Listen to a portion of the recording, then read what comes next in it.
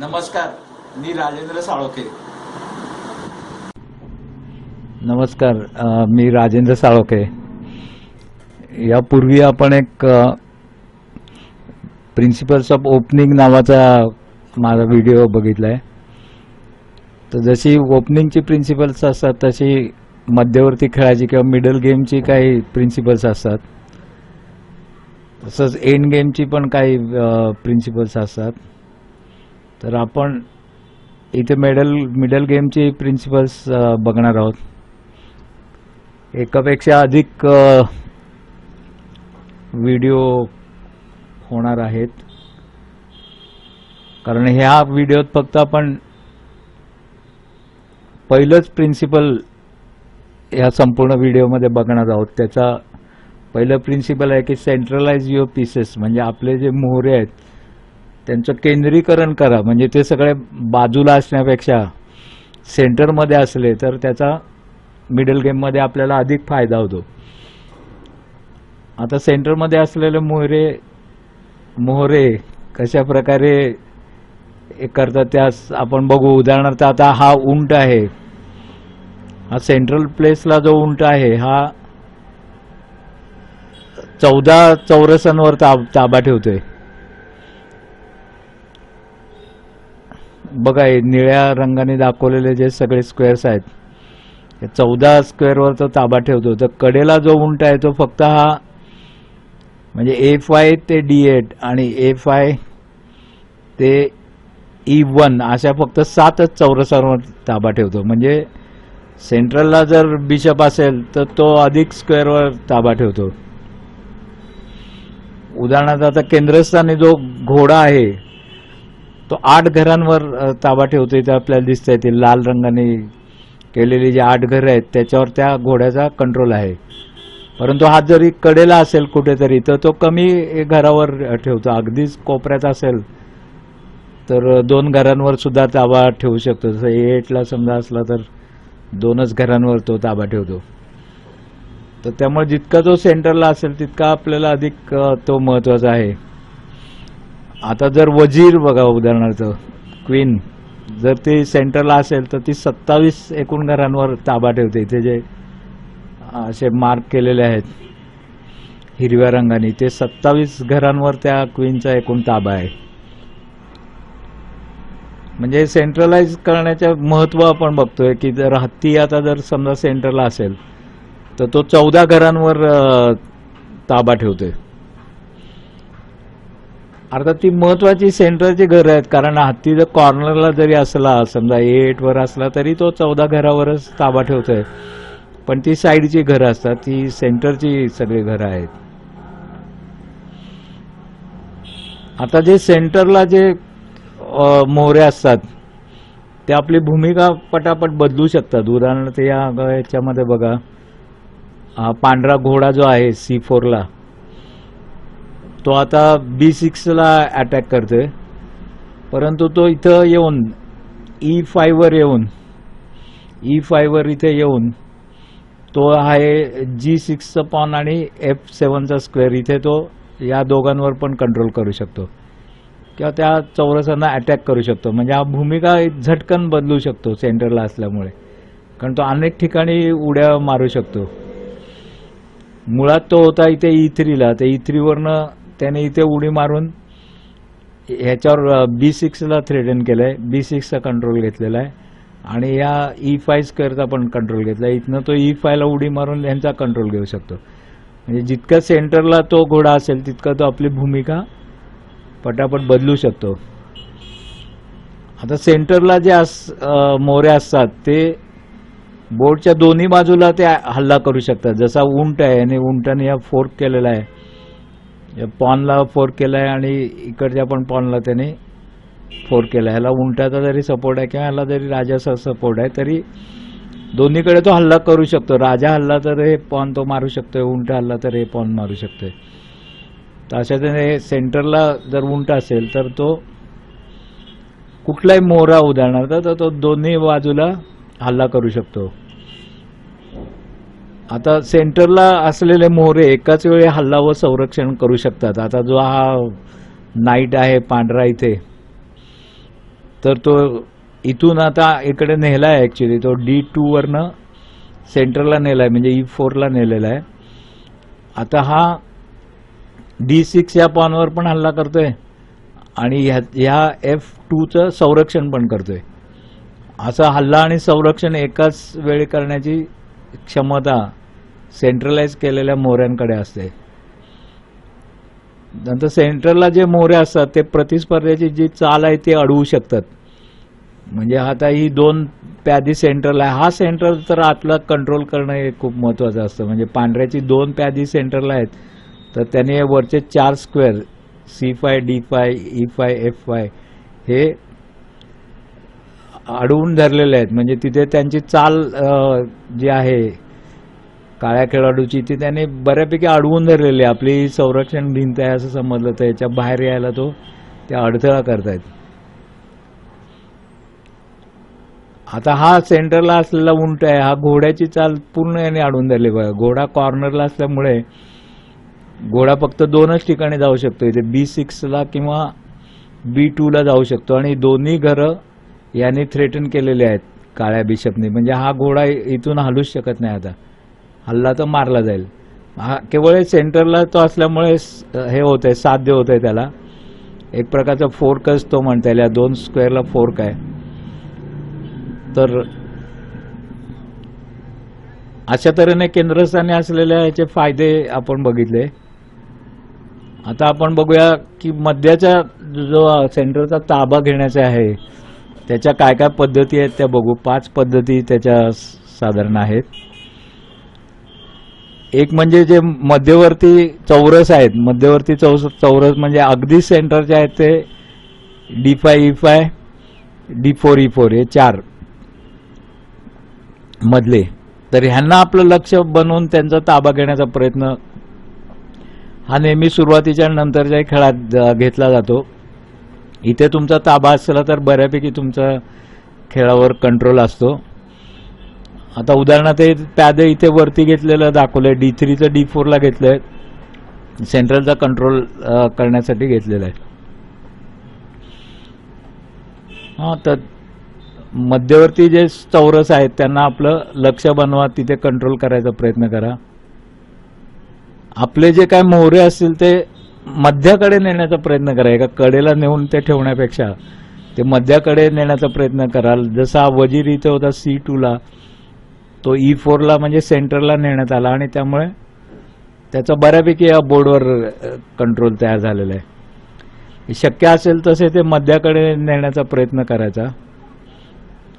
प्रतिस्पर्ध्याचे मोहरे मात्र जर सेंटरला येत असेल, जसा हा सेंटरला आलेला त्याचा नाईट आहे घोडा, हा आपल्याला डेंजरस आहे, ह्याला इथून काहीतरी करून हलवायचा प्रयत्न करा. तर जसं हे प्याद वर आणलंय आणि घोड्याला थ्रेटन केलं, आता या घोड्याला कुठेतरी हलावंच लागेल. म्हणजे प्रतिस्पर्ध्याचे मोहरे मात्र सेंटरपासून दूर न्यायचा प्रयत्न करायचा. मध्याला जर प्रतिस्पर्ध्याचा मोहरा असेल तर त्याच्यावर हल्ला करा नक्की. आता हा तसा बऱ्यापैकी मध्यावर आहे. घोडा जो आहे ते काळा F6ला, तर ह्याच्यावर हल्ला करून टाकायचं आणि याला तिथून हलवायला भाग पाडायचं. तर अशा तऱ्हेने ते चौथं त्याचं मिडल गेमचं सेंट्रलाइज मधलं चौथं प्रिन्सिपल आहे.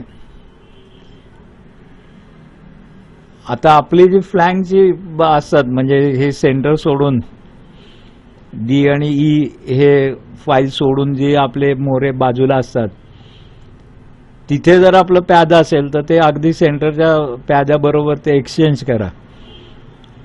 आपलं प्यादं सेंटरला जाऊ दे किंवा त्याचं प्यादं तिकडून डिस्ट्रॅक्ट होऊ शकते. यासाठी गॅम्बिट वगैरे देतात. गॅम्बिटवर पण मी एक व्हिडिओ केलेला आहे, तो पण गरज असेल तर बघा. आता इथे हे प्यादं वरती घेतलं, C6 खेळ आहे तो, म्हणजे ह्याने D5ने मारावं अशी अपेक्षा आहे आणि D5ने जर हे मारलं तर पांढऱ्या खेळाडूचं जे सेंटरचं पॉन आहे ते बाजूला होतं.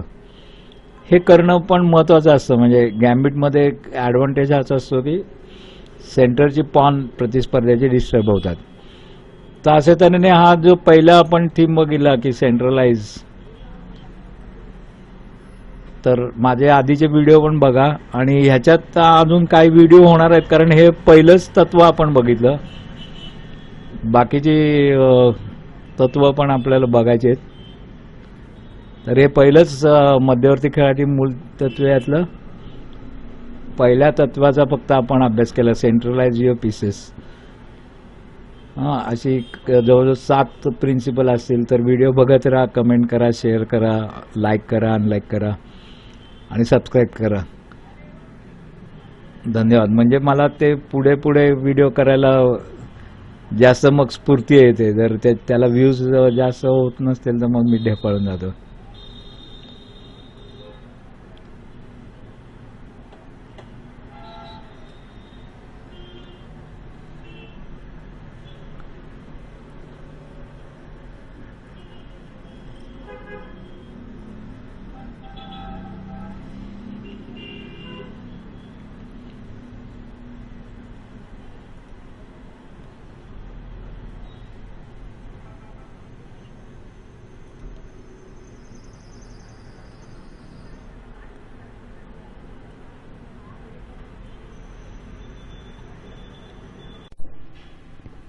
नमस्कार, मी राजेंद्र साळोखे. यापूर्वी आपण ओपनिंग प्रिन्सिपल्सचे 2 व्हिडिओ बघितले आणि त्यानंतर मिडल गेम किंवा मध्यवर्ती खेळ जो आहे त्याचा एक व्हिडिओ बघितला. आता त्यातला आपण दुसरा भाग पाहत आहोत. ओपनिंगची मिडल गेमची जी काही प्रिन्सिपल आहेत त्यातलं आता हे दुसरं जे प्रिन्सिपल आहे याच्यामध्ये असं आहे की जी फ्लँकची प्यादे असतात त्या प्याद्याने प्रतिस्पर्ध्याचे सेंटरचे प्यादे मारा. म्हणजे सेंटर कंट्रोल ठेवणे हे महत्त्वाचं पहिलं प्रिन्सिपल आपण बघितलं होतं. त्याच्याच अनुषंगाने हे आहे की सेंटरची प्यादी डायवर्ट करू नका बाजूला, तर फ्लँकची जी प्यादी आहेत, फ्लँक म्हणजे डी फाईल आणि ई फाईल या 2 फाईल्स, जे राजाच्या समोरच्या आणि वजिरासमोरच्या फाईल सोडल्यानंतर बाकीचा जो भाग चेसबोर्डचा राहतो त्याला फ्लँक असं म्हणतात. तर फ्लँकवरच्या प्याद्याने प्रतिस्पर्ध्याचं सेंटरचं प्यादं मारायच्या उलटं करू नका. म्हणजे इथे उदाहरण आहे हे. आता हे म्हटलं तर सेंटर पॉन आहे, कारण हे डी आणि ई मध्ये असलेलं हे काळ्याचं पॉन आहे, जे लाल बॅकग्राऊंड ज्याला दाखवलेलं आहे, आणि हे आपलं फ्लँकचं पॉन आहे. तर या फ्लँकच्या पॉननी सेंटरचं पॉन मारून आपले पॉन्स शक्यतो सेंटरकडे आणा. आता ह्याच्यासाठी ओपनिंगमध्ये हे केलं जातं. एक क्वीन्स गॅम्बिट जे ओपनिंग आहे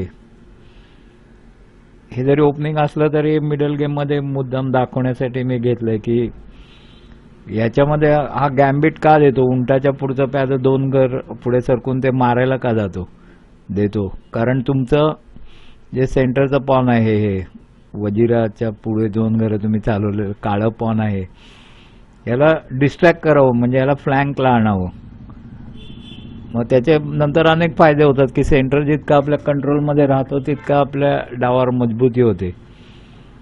तर ह्या पर्टिक्युलर क्वीन्स गॅम्बिटमध्ये काही वेळा हे मारतात, ज्याला मग क्वीन्स गॅम्बिट ॲक्सेप्टेड करतात. काही वेळा काळाकडून मारत नाही आणि इकडचं हे उंटाचं पुढचं एक घर चालतो, तो स्लाव डिफेन्स म्हणतात त्याला. पण हे तो मुद्दाम मारायला देतो की बॉ सेंट्रल कंट्रोल काळाचा जावा आणि आपल्याला सेंट्रल कंट्रोल आपल्याकडे जास्त यावं म्हणून. आता यातलं जे तिसरं प्रिन्सिपल आहे ते म्हणजे अवॉइड पॉन विकनेसेस. म्हणजे दुबळी जी पॉन असतात ते होण्याची टाळा. दुबळी म्हणजे एक डबल पॉन झालेला असतंय किंवा आयसोलेटेड पॉन असते किंवा एंड पॉन असते. अशी जी पॉन असतात ती शक्यतो टाळावीत. आता हे जे आहे हे पॉन जे गुलाबी बॅकग्राऊंड मध्ये दाखवण्यात आलेलं आहे हे एंड पॉन आहे, म्हणजे ते दुबळं पॉन आहे. आता ह्याला सपोर्टसाठी प्रत्येक वेळा काहीतरी आणायला लागतं. म्हणजे ह्याला जर याने थ्रेड दिल्या उंटाने आता हे पॉन मारू शकतोय. हत्ती अर्थात इथे आहे खाली, पण मग हत्ती याच्यासाठी अडकून बसतो, हा वरून पण त्याचा पण हत्ती आहे. तर ह्याला सपोर्ट देत आपल्याला बसावं लागतं. मग आपले मोहरे त्याच्या सपोर्ट पायी कारणी लावावं लागतात. म्हणजे हा घोडा इथे आणून E7 ला आणून आपण या प्याद्याला सपोर्ट करू शकतो. पण असे एनपॉन जे आहेत त्यांना सपोर्ट द्यावा लागतो नेहमी. म्हणून शक्यतो अशा प्रकारची पॉन असतील तर ती टाळली पाहिजेत.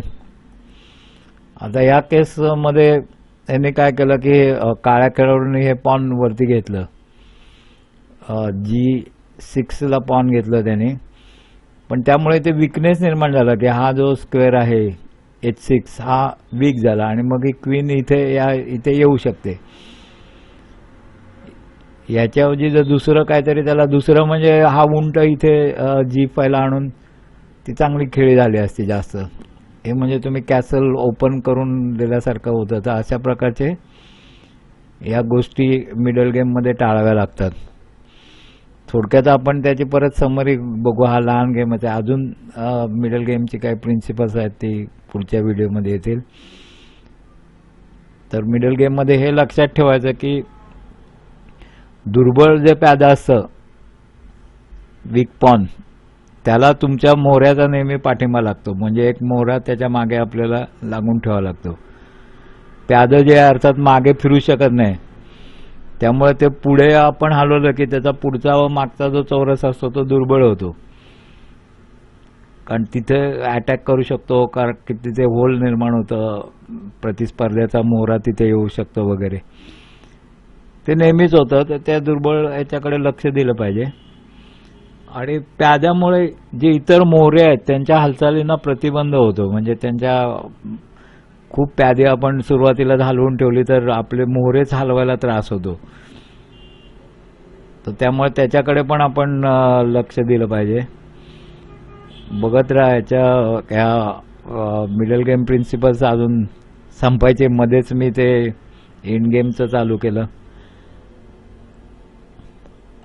आता बघू. धन्यवाद. इतर माझे व्हिडिओ पण बघा, ते लाईक करा, शेअर करा, कमेंट करा, जसं जमत असेल त्याच्याप्रमाणे.